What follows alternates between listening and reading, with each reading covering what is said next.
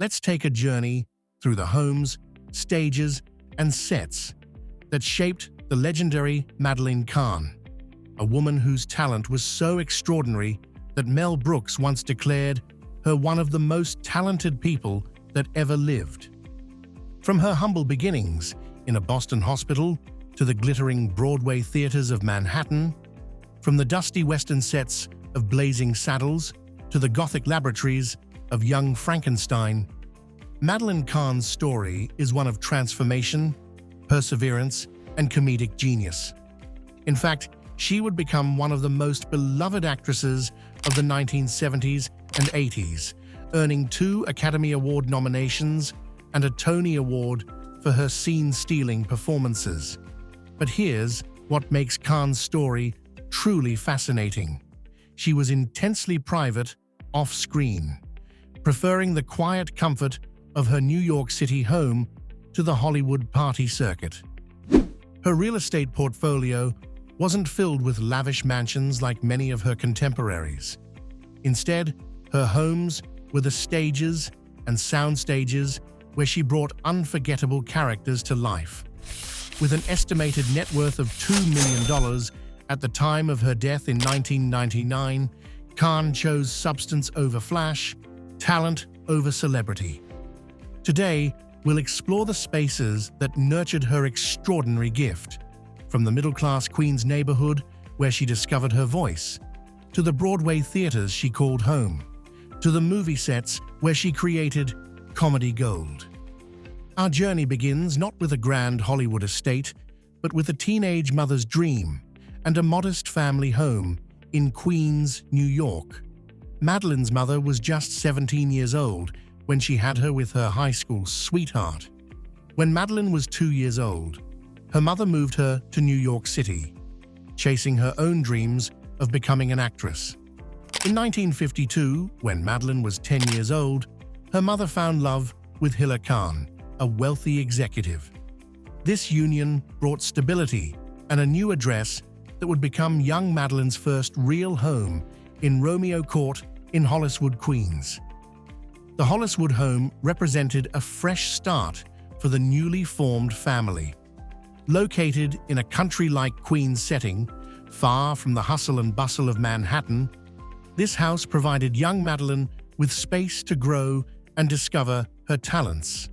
It was here, in this modest 2-story home, with its well-maintained lawn and tree-lined street, that Madeline began taking piano and singing lessons.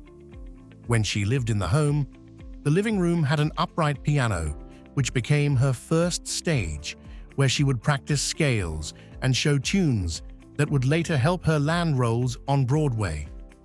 The dining room table would be covered with sheet music and homework from Martin Van Buren High School, where Madeline was developing the foundation for her future success.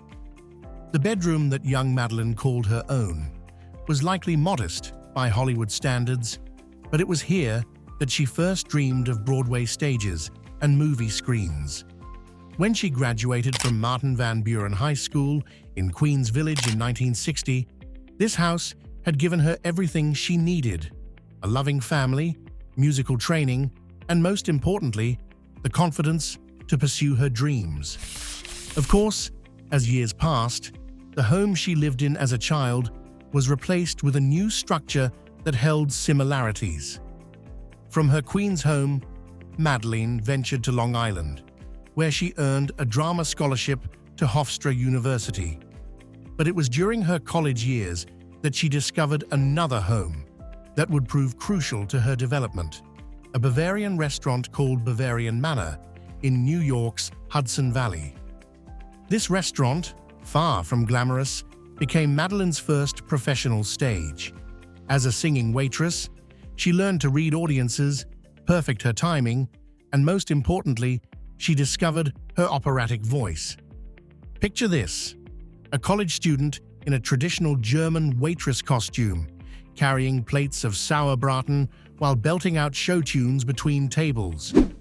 It was here that a customer, described as a big Italian man, shouted out for her to sing Madame Butterfly, specifically the aria Un bel dì. This moment at Bavarian Manor changed everything. Madeline realized she needed to learn this aria to keep her job, but in learning it, she discovered she had the voice for opera. She would later recall, "I discovered that I could sing that sort of that way." This humble restaurant in the Hudson Valley, with its kitschy decor and beer hall atmosphere, became the unexpected launching pad for her classical vocal training. The restaurant itself was typical of 1960s theme establishments. Heavy wooden tables, checkered tablecloths, and walls decorated with German memorabilia. But for Madeline, it was a conservatory where she learned to perform under pressure, to connect with audiences, and to find her unique voice, literally and figuratively. After graduating from Hofstra in 1964 with a degree in speech therapy, Madeline made the decision that would define her life. She chose the stage over the classroom. New York City's theater district became her true home, and she never really left it, even during her most successful Hollywood years. Her Broadway debut came in 1968 with Leonard Sillman's New Faces of 1968, but it was her work in subsequent productions that established the theaters of Manhattan as her natural habitat. In 1970, she originated the role of Goldie in the musical 2 by 2 at the Imperial Theater. Picture the backstage area of this historic venue. The narrow hallways lined with makeup mirrors, the costume racks filled with period pieces, and the nervous energy of opening night. It was here that Madeline learned to sing a high C on cue, night after night, performance after performance. But perhaps her most significant Broadway home was the St. James Theatre, where she starred in On the 20th Century in 1978. This Art Deco masterpiece, with its red velvet seats and ornate ceiling, provided the perfect backdrop for Madeline's larger-than-life performance as Lily Garland.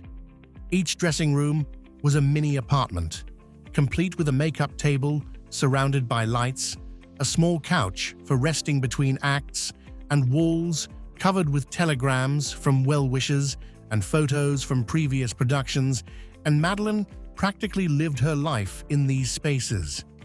Her Broadway triumph came in 1993 at the Ethel Barrymore Theatre, where she won the Tony Award for Best Actress in a Play for the Sisters Rosenzweig.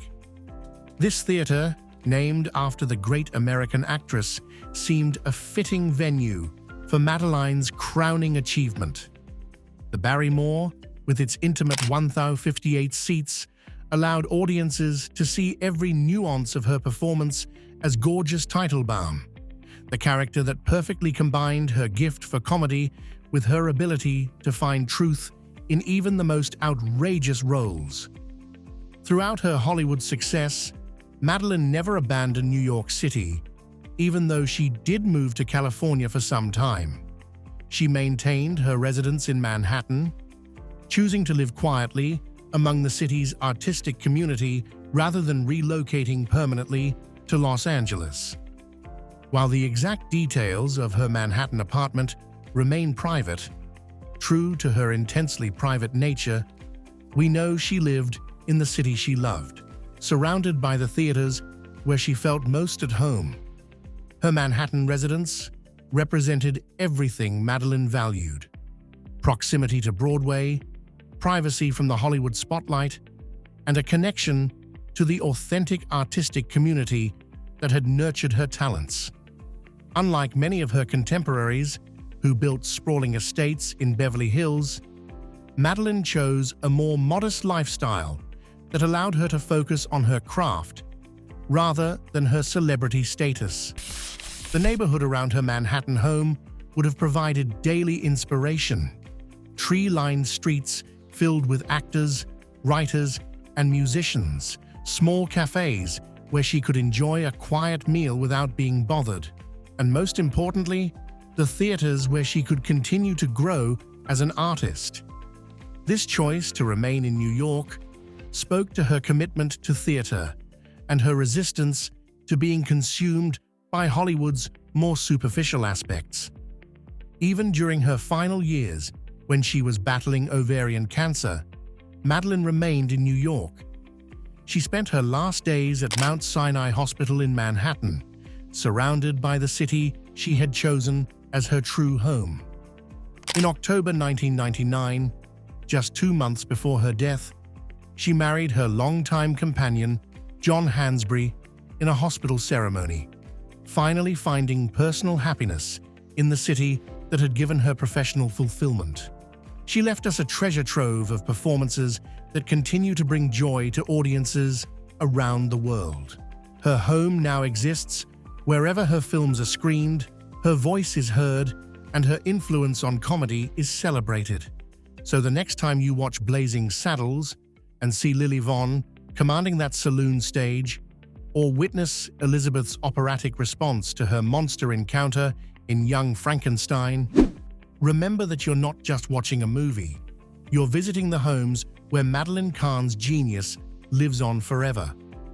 If you enjoyed this journey through comedy history, please like this video and subscribe to our channel for more exclusive tours of the homes and lives of Hollywood's greatest stars.